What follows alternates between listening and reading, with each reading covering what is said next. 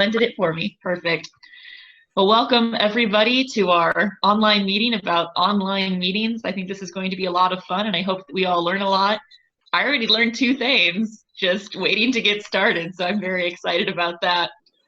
We will have a time for questions at the end, but if you do have a question during the presentation that you think you would like to ask before we get to the question time, you can type it in the chat, and that way George or whoever is speaking can see it there and address it at an appropriate time. So we're going to have George give a presentation about the online meeting tools that we're using.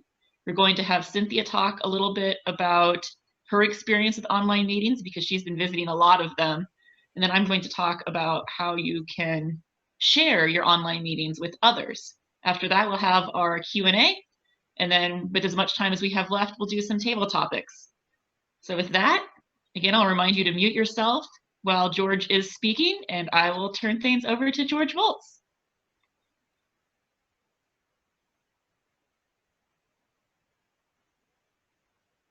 Who is still muted? Good morning, everybody. Go. Well, let's see. I think someone's going to spotlight me, and then that was going to lead me to my first opportunity. I want to know if what you see is what I see, because right now,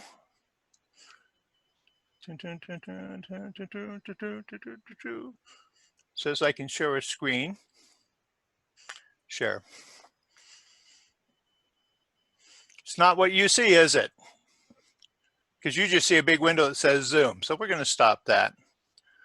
So today I'd like to try and practice a couple of different things. One is that one of the great things we can do with Zoom is we can share videos. But Jessica said I had to talk about controls.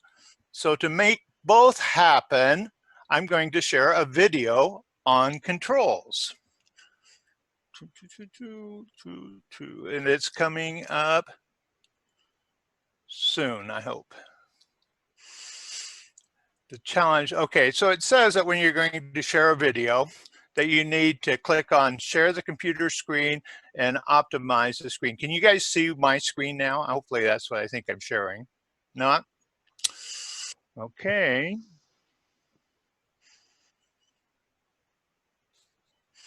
And meeting controls.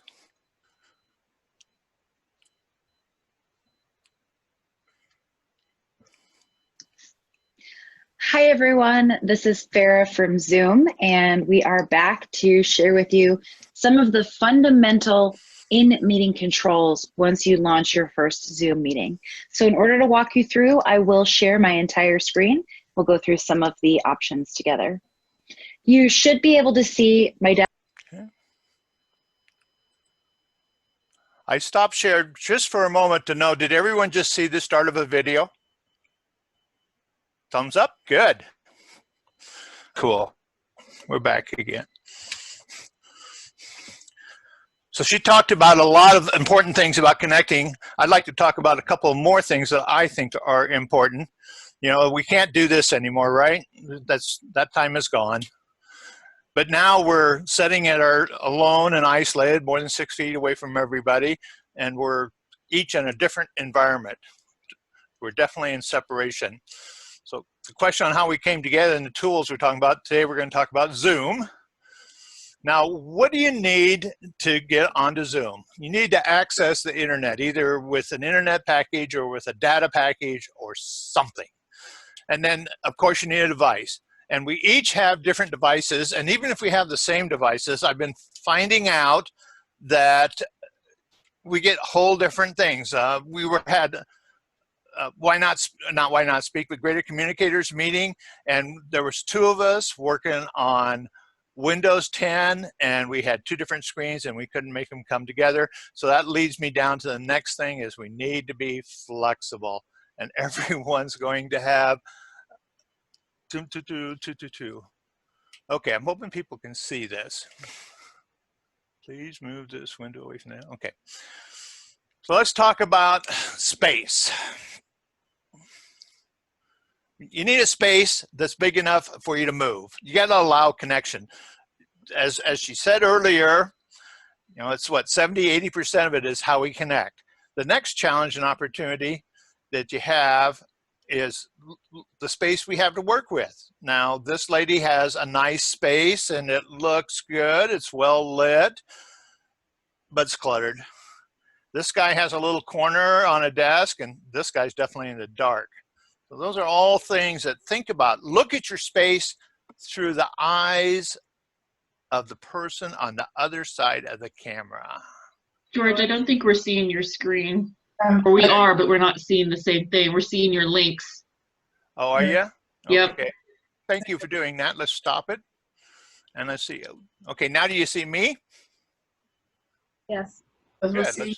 Okay, let's try going into the PowerPoint again. It says it's up and running. Okay, what do you see now? How can we improve our space? Thank you. And do you see a picture of 3 people? Yes. Yeah. Oh, good.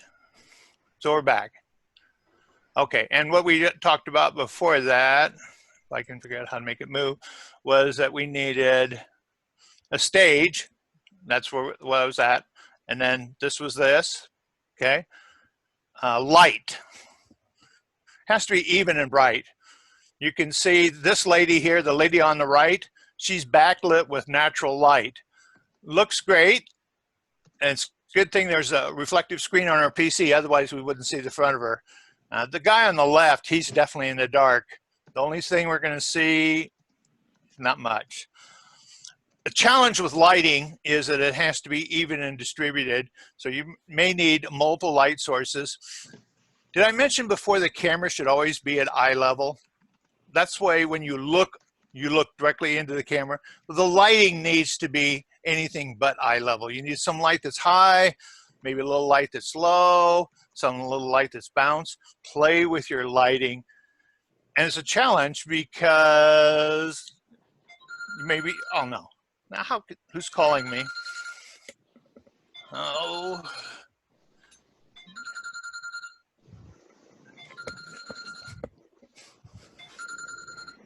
Did I mention you should mute your phones too before you start one of these? That's part of the sound. Background sound, you'd think I planned that sound would happen at the same time, but it really wasn't the plan. Or maybe it was, who knows? Because with the phone ringing, that was a distraction. So those are things you should look at. Those are things I'm talking about doing. So picking the right stage is really a challenge. Okay. Okay, I think we talked about that. We talked about that.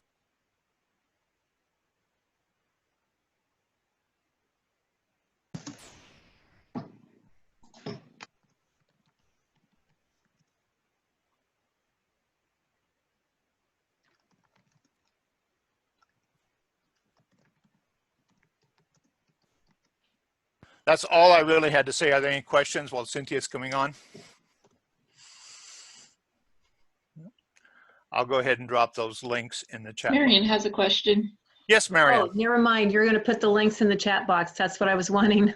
Yep, I'm just getting ready to do that while Cynthia's taking over.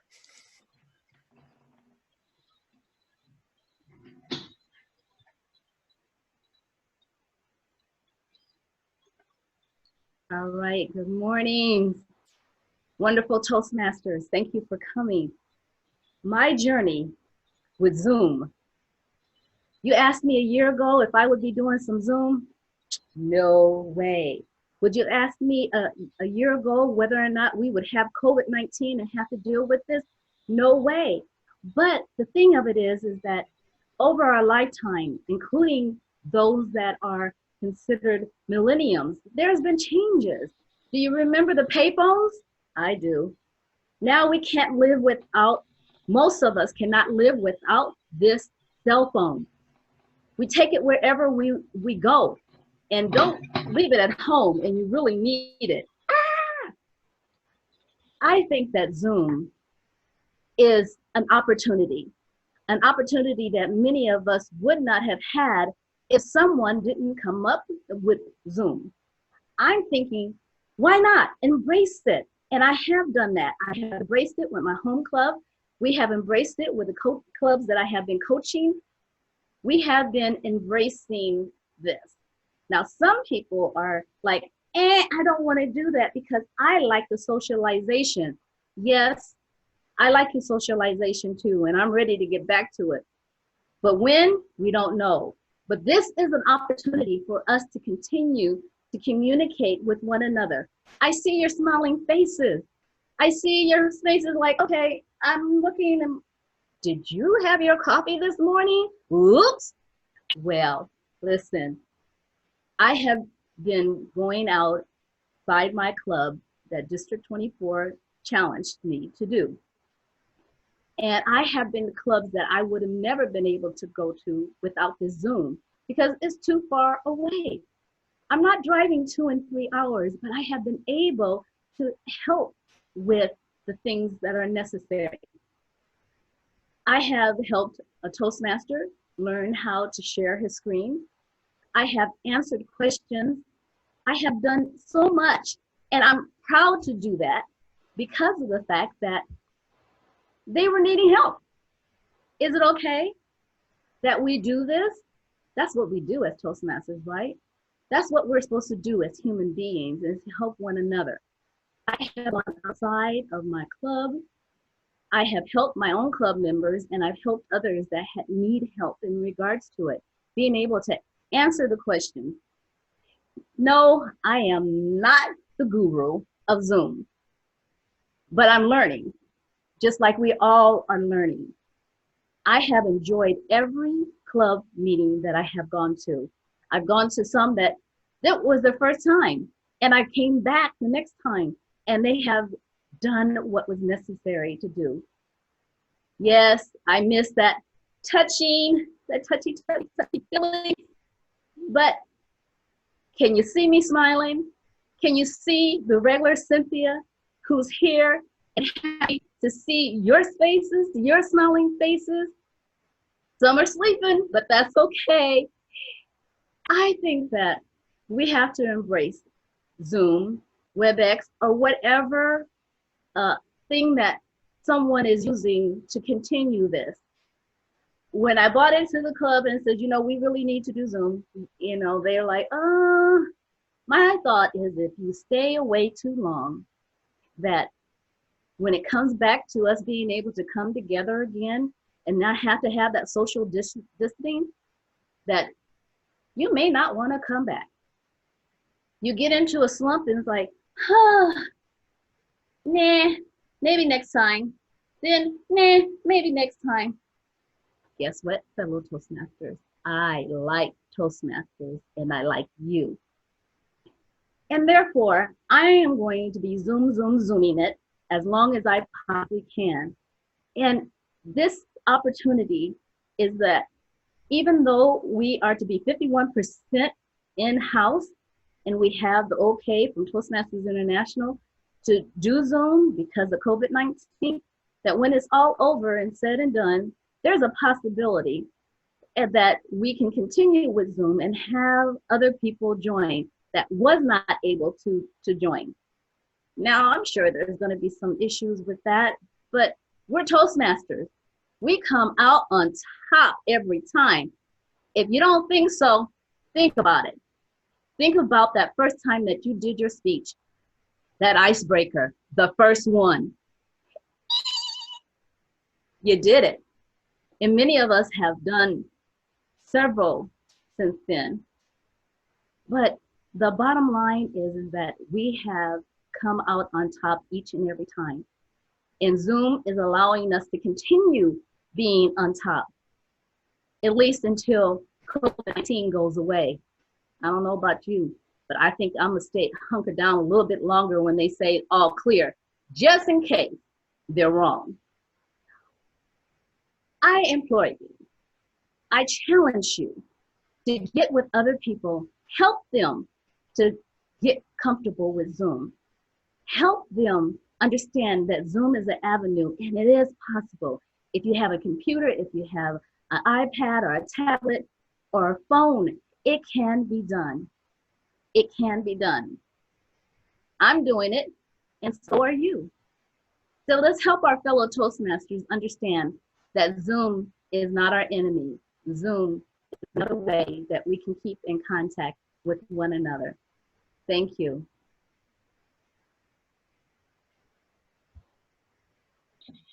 Excellent. Thank you. Thank you, Cynthia. So we've heard from George about some of the how-to, and we've heard from Cynthia about some of her experience and some of the why are we doing this and what are the benefits. And one of the things she mentioned was bringing in people who might not otherwise be able to join us. So I am going to talk about some ways that you can do that, some ways that you can share your online club meeting with others.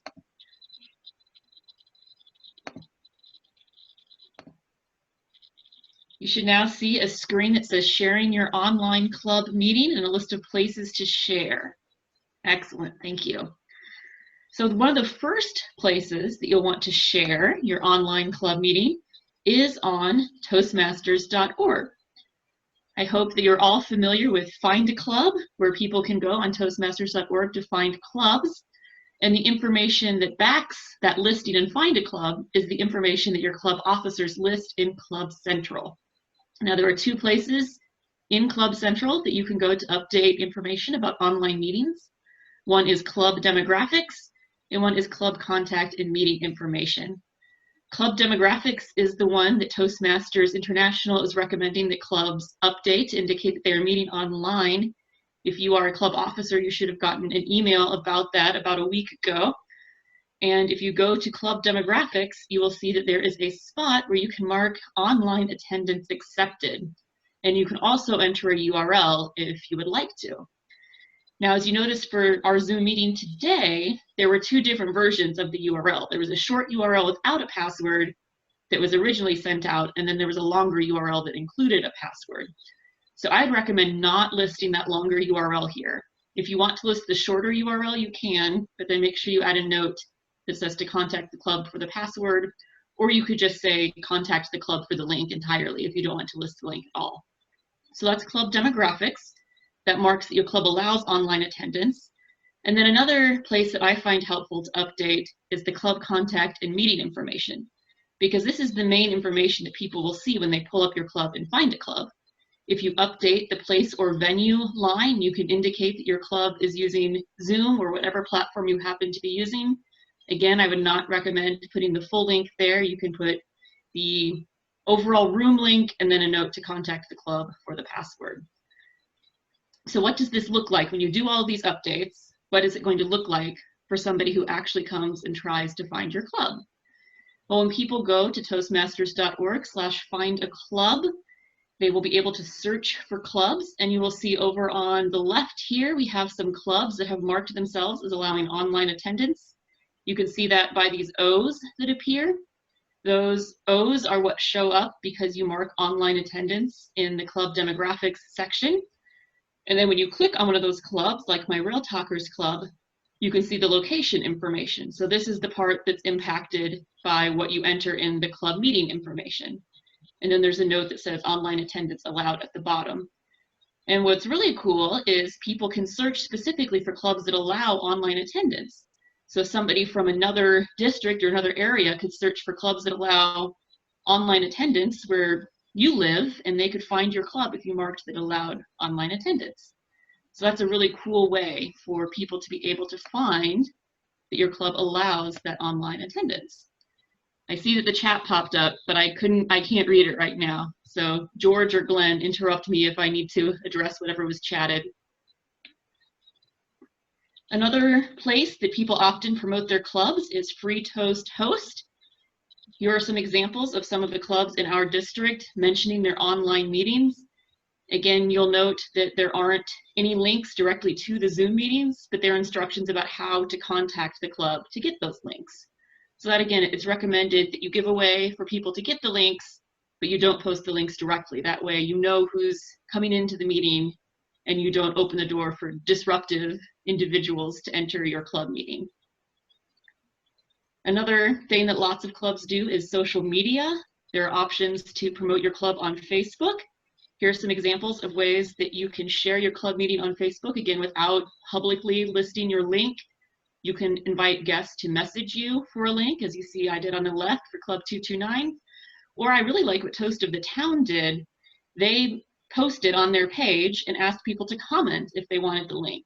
Then they could send those individuals the link, and they also had a record that anyone could see of who requested the link, and that added additional publicity for their meetings as well, which was really cool. And then finally, our club has a meetup page that anyone is welcome to use. You need to email me if you are not already on there and you want to list your club. What I really like about Meetup is they added this new option to mark an event as an online event. So if you check this box, there's a spot where you can enter the URL, but as you can see, it's only visible, you can enter the link to get to the meeting, but it's only visible if people RSVP. So that's some security that Meetup has added to help you post your meeting link, but not have the whole world see it. So for example, for that club that I was listing, you can see that before you RSVP, it says that it's online, but it doesn't show the link. And then after someone RSVPs, we know they RSVP'd and they can see the link. So that's a really cool feature of Meetup. So I hope that with all of those tools available, you can find ways to promote your club while still keeping your meeting links secure. And I'm certainly welcome to hear any other suggestions that people have. And this is the time for questions. So I'm going to stop sharing my screen. And this is a good time for anyone who has a question to please either type raise your hand, or if you want to click the little raise hand button, and then I will call on you to ask your question.